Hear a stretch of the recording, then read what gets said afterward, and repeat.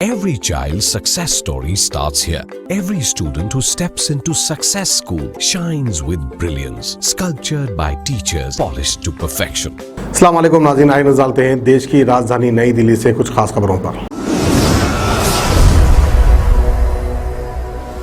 दिल्ली के मुख्यमंत्री अरविंद केजरीवाल ने प्रेस कॉन्फ्रेंस करके कहा है कि ऑक्सीजन टैंकर खरीद रहे हैं।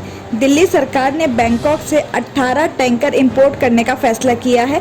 ये टैंकर कल से आने शुरू हो जाएंगे और साथ ही हमने केंद्र सरकार से इसके लिए वायुसेना के विमान देने का रिक्वेस्ट किया है और उनका काफी पॉजिटिव रिस्पांस रहा है और आगे बातचीत चल रही है।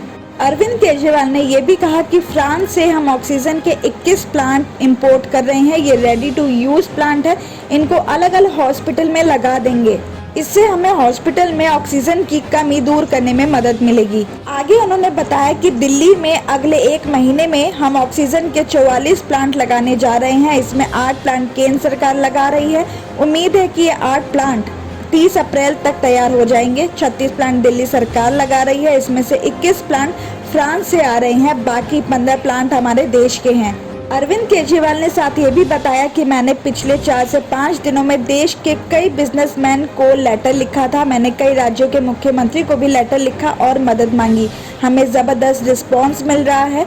हमें कई लोगों के ऑफर भी मिले हैं, उनमें से कई मदद भी कर रहे हैं। मैं सभी को धन्यवाद देता हूं जो दिल्ली सरकार की मदद कर रहे हैं। दिल्ली के मुख्यमंत्री अरविंद केजरीवाल और स्वास्थ्य मंत्री सत्येंद्र जैन ने मंगलवार यानी आज स्पेशल कोविड केयर सेंटर का दौरा किया। ये Covid care centre GTB hospital के पास बन रहा है। मुख्यमंत्री और स्वास्थ्य मंत्री कोविड सेंटर को देखने के लिए पहुंचे और वहां हो रहे कामों का भी जायजा लिया। इसके बाद सीएम केजरीवाल ने एलएनजेपी हॉस्पिटल का भी दौरा किया। उन्होंने कहा कि एलएनजेपी के सामने रामलीला मैदान में 500 आईसीयू बेड बना रहे हैं। साथ ही कहा कि दिल्ली के लगभग सभी आईसीयू बेड भर गए हैं, एक भी बेड अभी खाली नहीं है। रामलीला ग्राउंड में 500 आईसीयू बेड और जीटीबी हॉस्पिटल के पास 500 आईसीयू बेड बना रहे हैं। राधा स्वामी परिसर में 200 आईसीयू बेड है, इसलिए 10 मई तक लगभग 1200 आईसीयू बेड तैयार हो जाएंगे। वहीं सोमवार को अरविंद केजरीवाल, मनीष सिसोदिया और सत्येंद्र जैन ने सरदार पटेल कोविड केंद्र और राधा स्वामी सत्संग ब्यास का दौरा किया था। राधा स्वामी सत्संग ब्यास में 500 ऑक्सीजन बेड कल से शुरू हो गए हैं। अगले कुछ दिनों में और बेड जोड़े जाएंगे। दिल्ली के सीएम केजरीवाल ने कहा कि हम यहां 200 आईसीयू बेड भी शुरू करेंगे। हमारी मदद करने के लिए बाबा जी के आभारी हैं। आईटीबीपी के डॉक्टर और चिकित्सा कर्मचारी को प्रदान करने के लिए केंद्रीय सरकार का धन्यवाद भी किया। साथ आपको ये भी बता दें कि Sardar Patel Covid care centre, Radha Soami Beas और छतरपुर में कोरोना पेशेंट्स के एडमिट के लिए भी वहां हेल्पलाइन नंबर जारी कर दिए गए हैं। किसानों का आंदोलन अभी भी जारी रहेगा। पिछले 5 महीने से दिल्ली के बॉर्डर पर कृषि कानूनों को कैंसिल करने, एमएसपी की गारंटी के लिए कानून बनाए जाने तक किसान अपने अपने घर नहीं लौटने का फैसला कर चुके हैं। इन किसानों का दावा है कि इस कोविड महामारी में संक्रमण से बचने के लिए सिंधु बॉर्डर पर विटामिन सी, काढ़ा, स्टीम, गर्म पानी के दम पर सेहतमंद रहते हुए ये प्रोटेस्ट जारी रखेंगे। किसान मोर्चा के डॉक्टर दर्शन पाल ने कहा कि कृषि कानूनों को कैंसिल करने और एमएसपी के साथ दूसरी मांगों पर 5 महीनों से सुनवाई नहीं हुई है। आगे भी ये प्रोटेस्ट चलता रहेगा और किसानों की संख्या भी एक बार फिर बढ़ने लगी है।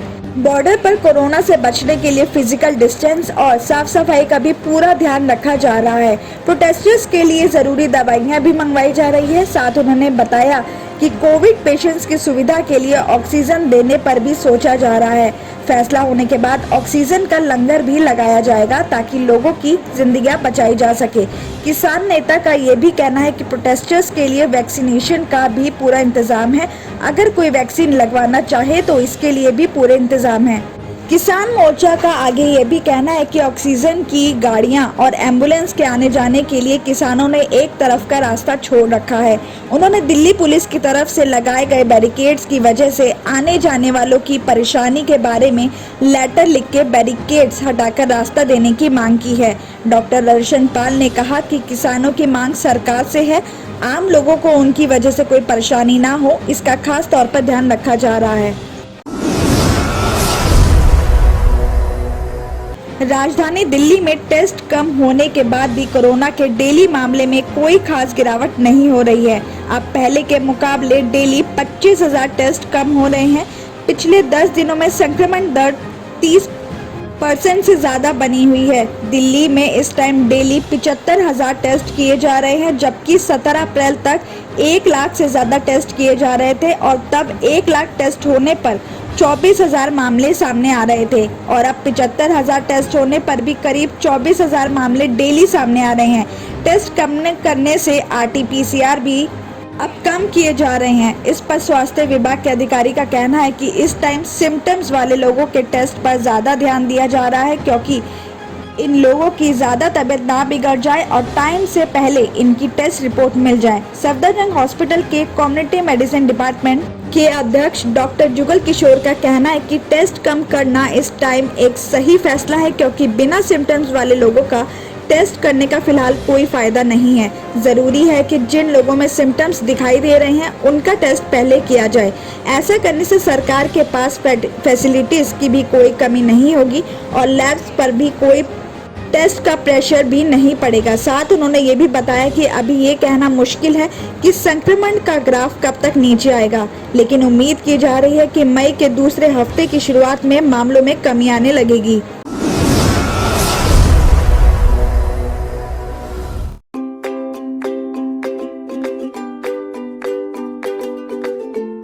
Every child's success story starts here, like a multifaceted diamond. Every student who steps into success school shines with brilliance, sculptured by teachers polished to perfection. If opportunity does not knock, I will build a door. To us, success comes in cans, not in can'ts. Success is falling 9 times, getting up 10. Some people dream of success, others put their heart and soul into working for it.